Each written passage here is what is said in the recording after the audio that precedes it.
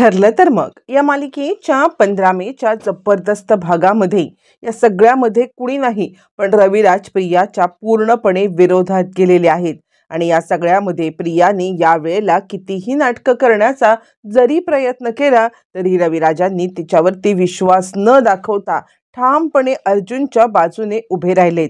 रविराज आणि सोबतच प्रताप, प्रतिमा आणि सुमन हे सगळेजण प्रियाच्या विरोधात अर्जुनच्या बाजूने उभे आहेत।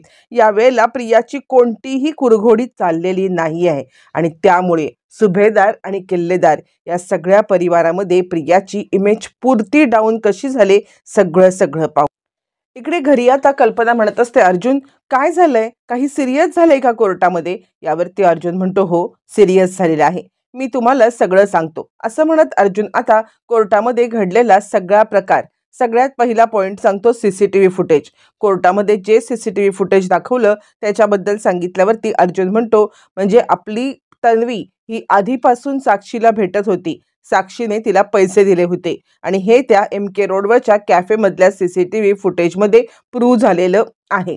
त्यानंतर दुसरी गोष्ट म्हणजे खुनाच्या रात्री ज्या वेळेला ही सगळ्यांना बाहेर घेऊन गेली होती ते सगळे तिकीट तन्वीने काढले होते आणि हे सगळे तिकीट साक्षीने तन्वीला दिले होते। साक्षीने ऑनलाईन पेमेंट करून तन्वीला ही तिकीट दिली। आणि तिसरी गोष्ट म्हणजे खुनाच्या रात्री जो मेसेज केलेला होता विलासच्या मोबाईलमधून, विलासला लिहिता वाचता येत नाही आणि त्याच्या मृत्यूनंतर 1.5 तासाने हा मेसेज केला होता आणि तिकडे फक्त तन्वी एकटीच होती। हे 3 गोष्टी समोर आणल्यावरती मग आता अर्जुन सगळा डिटेलमधला प्रकार हा इकडे कोर्टासमोर आणतो आणि प्रियाचे पूर्णपणे आता वाभाडे निघालेले असतात। यावरती कल्पना म्हणते, काय काय बोलतोयस तू हे सगळं? मला तर या गोष्टीवरती विश्वासच बसत नाहीये। कल्पनाला अजूनही या धक्क्यामधून ती बाहेरच आलेली नसते, तिला कळतच नसतं की आपल्यासोबत नक्की काय झालंय ते।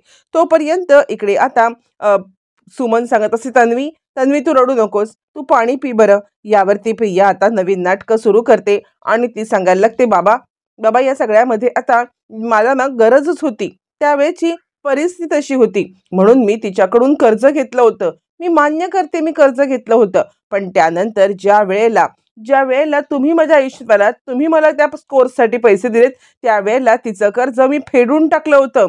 पहिल्यांदा जर का माझ्या मनात असं काही असतं तर मी तिचं कर्ज फेडलं असतं का?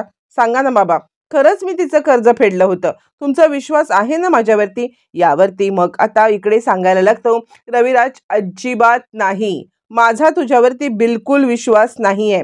असं म्हणत रविराजांनी प्रियाला चांगलंच फटकारलेलं असतं आणि अश्विन म्हणतो, तन्वी कुणी काहीही बोललं तरी माझा तुझ्यावरती विश्वास आहे। इकडे बायकोचा बैल बायकोच्या बाजूने बोलत असतो, पण या वेळेला पहिल्यांदा रविराजांची डॅशिंग भूमिका आपल्याला पाहायला मिळते आणि रविराज या सगळ्यामध्ये आता प्रियाच्या वरती विश्वास ठेवायला काडी मात्र तयार नसतात। त्यावरती आता रविराज अजिबात विश्वास नाही हे वाक्य बोलल्यावरती प्रियाला 440 व्होल्टचा झटका बसलेला असतो आणि प्रिया त्यांच्याकडे पाहत बसते आणि काय करू, या माणसाला विश्वास पटवून देण्यासाठी काहीतरी तर करायलाच पाहिजे, पण काय करू तिला काही कळतच नसतं आणि म्हणून ती आता बोलायला लागते, ठीक आहे तुमचा विश्वास नाहीये ना, मी आत्ताच्या आत्ता साक्षीला कॉल करते, साक्षीला कॉल करून तिच्याकडून खरं खोटं करून घेते। असं म्हटल्यावरती रविराज म्हणतात, फोन लावत असलीस तर फोन स्पीकरवरती टाक, कारण तू फोन कानाला लावून काहीही बोलू शकतेस, आम्हाला थोडी ना कळणार आहे तू काय बोलतेस ते किंवा ती काय बोलते ते। असं म्हटल्यावरती पहिल्यांदा प्रिया हादरते, म्हणजे खरंच याचा माझ्यावरती बिलकुल विश्वास नाहीये। असं म्हणत प्रियाला जबरदस्त धक्का बसलेला असतो आणि या सगळ्यामध्ये आता नागराज विचार करतो, ही मूर्ख मुलगी स्वतःच्या जाळ्यामध्ये अडकलेली आहे, ही मूर्ख मुलगी अशी कशाला वागायला गेली? मला तर हिचं काही कळतच नाहीये, काहीला या सगळ्यामध्ये इतकी आगाऊगिरी करायची गरज होती।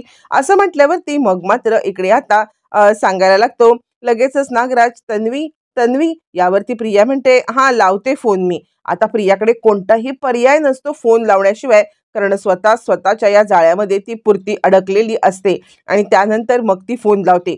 फोन लावल्यावर ती फोन आता महिपत फोन उचलतो, हिची तर आता ना बघ साक्षी मी कशी वाट लावून टाकतो ते।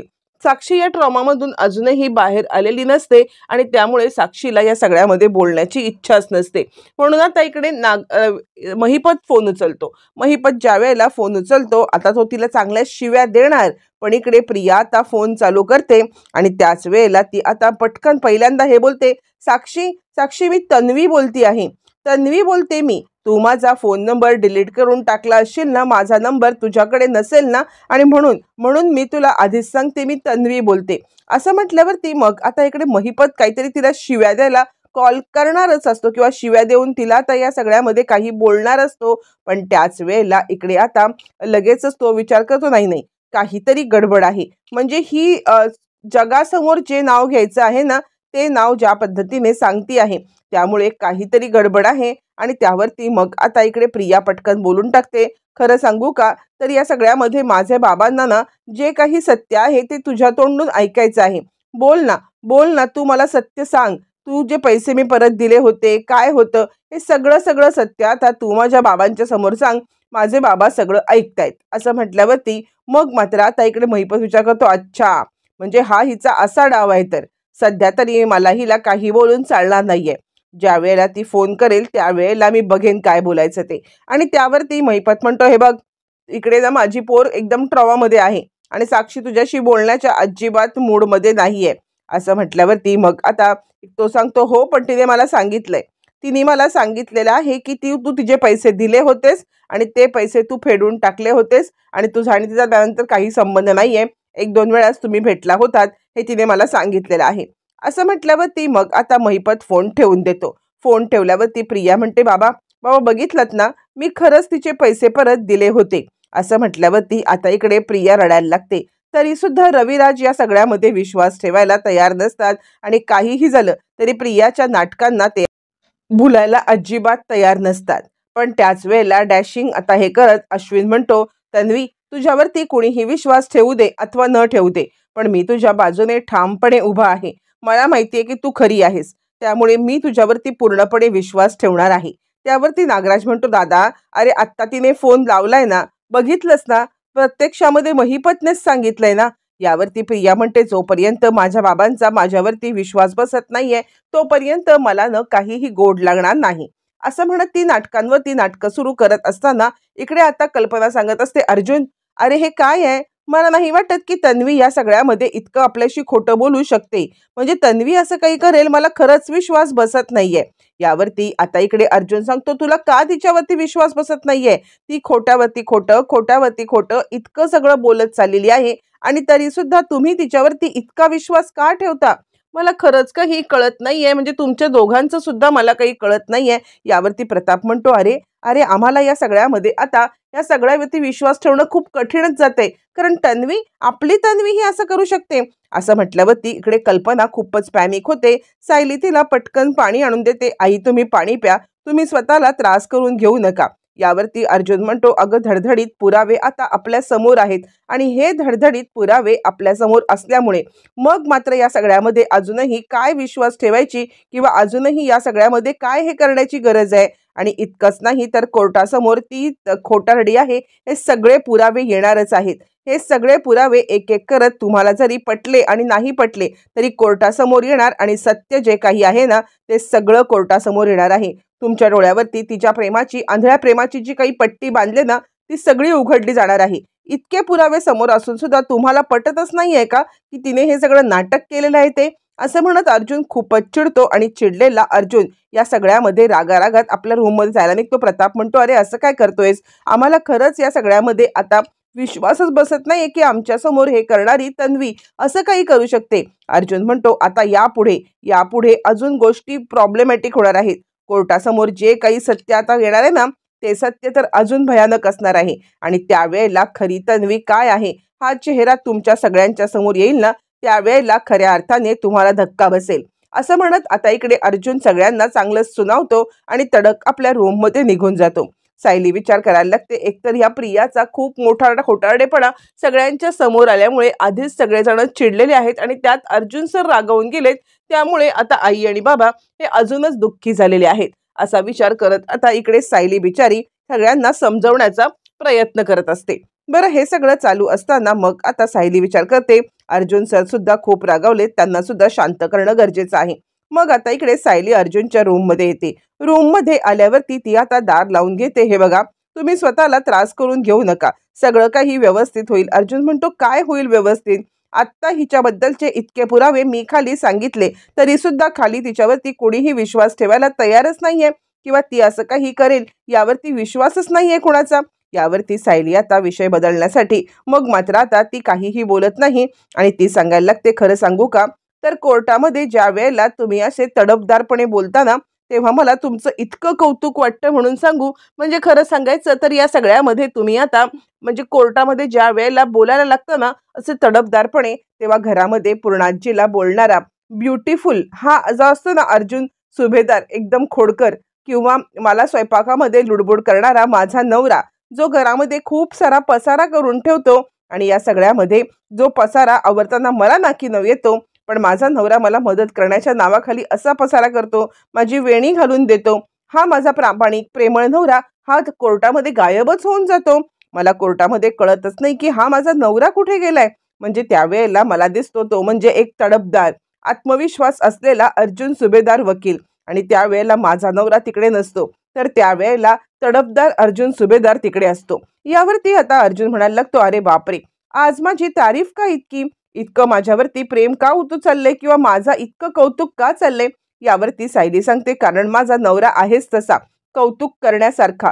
माझा नवरा या सगळ्यांमध्ये कौतुकाच्या पात्रच आहे, कारण तो एक मोठा वकील तर आहे, पण घरामध्ये तो आता प्रेमळ नवरा, प्रेमळ मुलगा, प्रेमळ भाऊ आणि आपल्या सगळ्यांची काळजी घेणारा एक कर्तव्यदक्ष आता मुलगा आहे. असं म्हटल्यावरती अर्जुन म्हणतो, अच्छा, म्हणजे आज तुम्ही माझे इतके लाड करताय. असं म्हटल्यावरती सायली सांगते, मग माझा नवरा आहेच लाड करण्यासारखा, कौतुक करण्यासारखा. यावरती अर्जुन म्हणतो, मी सुद्धा तुमचं कौतुक करायला लागलो ना तर आपल्याला विषय कमी पडेल किंवा मला शब्द कमी पडतील, इतकं तुमचं कौतुक आता करण्यासारखं आहे. यावरती सायली म्हणते, माझं कौतुक राहू दे, आज जे काही तुम्ही केलेत ना त्यामध्ये तुमचं कौतुक करणं हे खूपच गरजेचं आहे. असं म्हणत सायली अर्जुनचं कौतुक करत असते आणि अर्जुन आता हसायला लागतो. त्यावरती सायली आता म्हणायला लागते, खरं सांगू का, तर आपलं ज्या वेळेला कॉन्ट्रॅक्ट मॅरेज होतं त्यावेळेला तुम्ही मला बायको बायको बायको असं जे काही म्हणायचं ना ते मला सगळं सगळं खूप आवडायचं.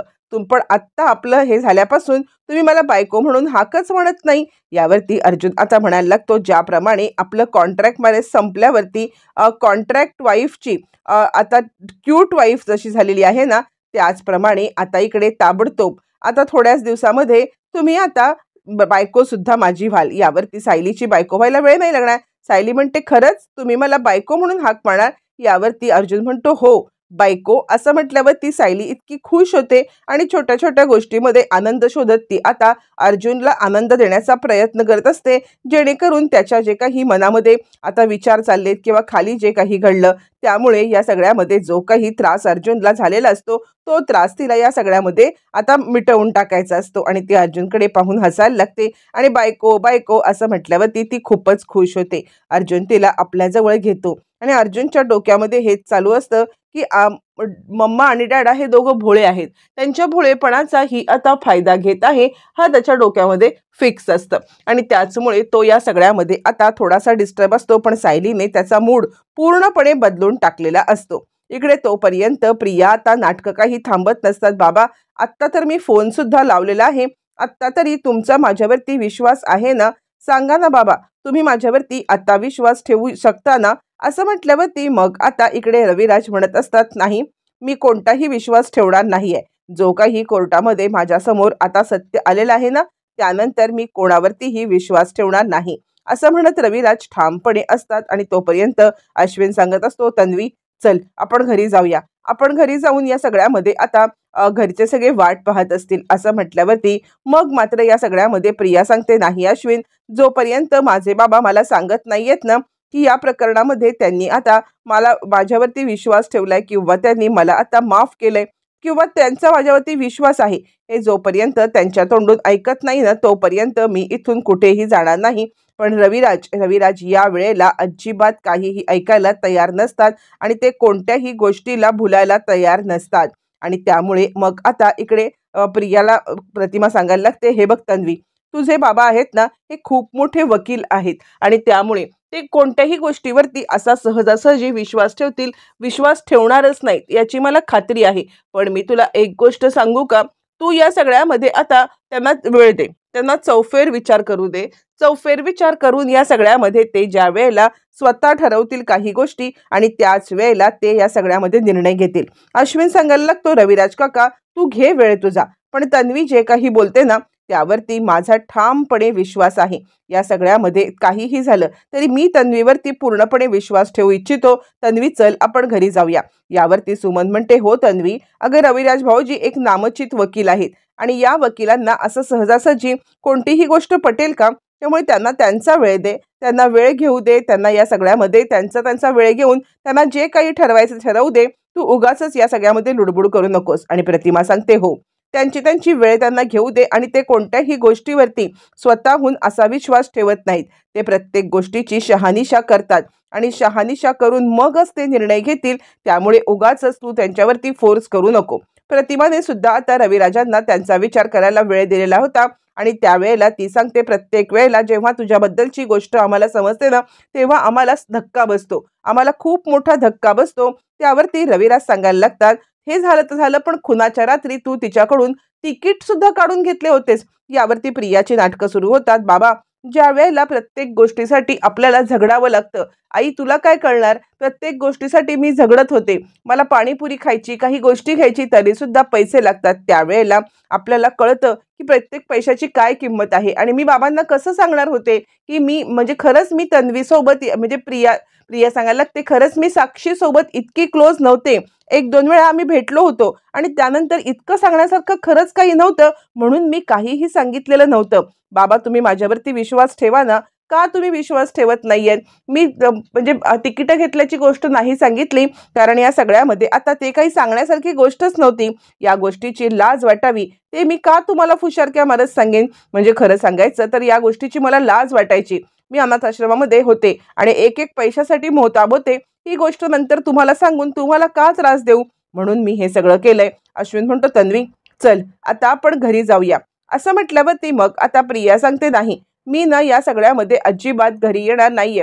जोपर्यंत एकदा बाबा म्हणत नाहीयेत की माझा तुझ्यावरती विश्वास आहे तोपर्यंत मी घरी येणार नाही. असं म्हटल्यावरती आता इकडे रविराज सांगतो अश्विन जा, तुमच्या घरची वाट पाहत असतील आणि आता हिला घरी घेऊन जा. असं म्हटल्यावरती मग आता इकडे सांगायला लागतो अश्विन हे बघ, तू एक काम कर, आत्ता रविराज काकांची मनस्थिती ठीक नाहीये, तू या सगळ्यामध्ये आत्ताच्या आत्ता चल. हे बघ काही वेळ जाऊ दे, वेळ गेल्यानंतर मग आता या सगळ्यामध्ये त्यांना थोडाफार वेळ दे, वेळ देतील ते जरा विचार करतील. यावरती अश्विनला आता इकडे सांगायला लागतात रविराज हे बघ, मी तुला आधीच म्हटले घरी निघा बरं, तुमचे घरचे तुमची वाट पाहतायत आणि त्यामुळे तुम्ही या सगळ्यामध्ये इकडे थांबू नका. असं म्हणत आता रविराज इतके रूढ झालेले असतात की ते प्रियाचं काहीही म्हणणं ऐकायला बिलकुल तयार नसतात. आणि त्यानं प्रिया आता रडत रडत तिकडून निघून जाते आणि आता रविराज ठामपणे आपल्या मतावरती असतात. इकडे तोपर्यंत कल्पना सांगत असते मला तर खरंच कळत नाहीये की तन्वी आपल्यासोबत इतकं खोटं वागू शकते, आपल्याशी इतकं खोटं बोलू शकते. म्हणजे खरंच या गोष्टीवरती कितपत विश्वास ठेवावा या गोष्टी मला कळतच नाहीयेत. आणि त्यावरती प्रताप म्हणतो हो, पण अर्जुनने आपल्याला सांगितलंय ना, अर्जुनने सांगितलेलं आहे काय खरं आहे आणि काय खोटं आहे ते, त्यामुळे आपल्याला या गोष्टींवरती विश्वास ठेवायला हवे. यावरती मग आता सायली सांगते हो आई, तुम्हाला धक्का बसणं साहजिकच आहे, पण ज्या गोष्टी आता पुढे काही होतील ना त्या गोष्टी कोर्टातच तुम्हाला कळतील. कोर्टामध्ये ज्या काही गोष्टी घडतील ना त्यामुळे तुम्हाला धक्का बसणं साहजिक आहे. कारण आता घर आणि कोर्ट ह्या दोन गोष्टी वेगळ्या ठेवणं हे सुद्धा खूप कठीण आहे. घर आणि कोर्ट या दोन गोष्टी वेगळ्या राहू शकत नाहीयेत आणि त्यामुळे आता जे काही कोर्टामध्ये घडेल त्यानंतर मग आता तुम्ही तुमचा निर्णय त्यानंतर ठरवा.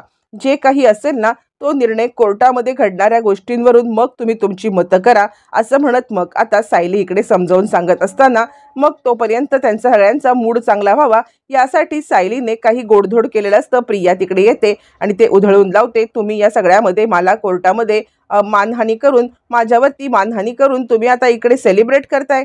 असं म्हणत प्रिया चिडलेली असते आणि सायलीच्या हातामधलं ताट ती उधळून लावते.